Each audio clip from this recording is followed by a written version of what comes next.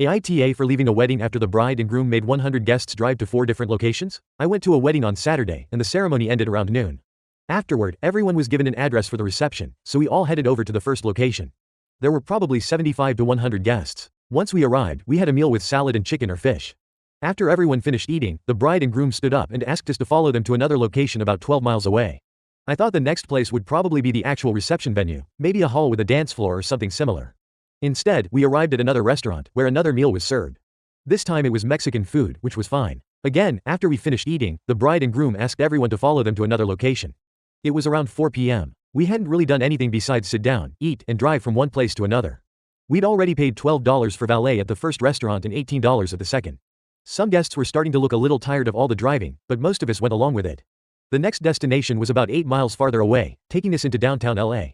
Traffic was heavy and it was close to 100 degrees Fahrenheit that day, so the drive took around 40 minutes.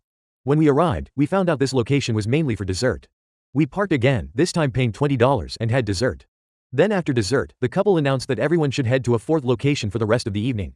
They didn't really explain what would be there. The problem was that it was another 30 miles away. I was already nearly 60 miles from home. We'd been out since the morning, had spent most of the afternoon driving around in the heat, and I was getting pretty tired.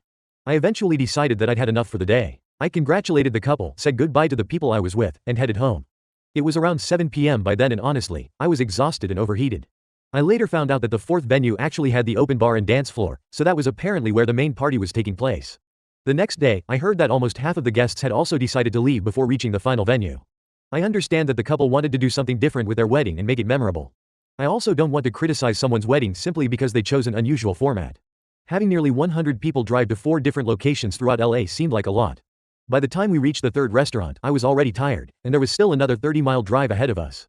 We also ended up spending around $50 on valet parking at the first 3 locations, and I later found out the 4th venue charged another $18. Part of me thinks I should have just stayed, driven the extra 30 miles, and attended the actual party. But another part of me thinks it was reasonable to leave after being out for most of the day, especially since we'd already spent hours driving around in the heat. Maybe I should have just stayed and accepted the unusual wedding schedule.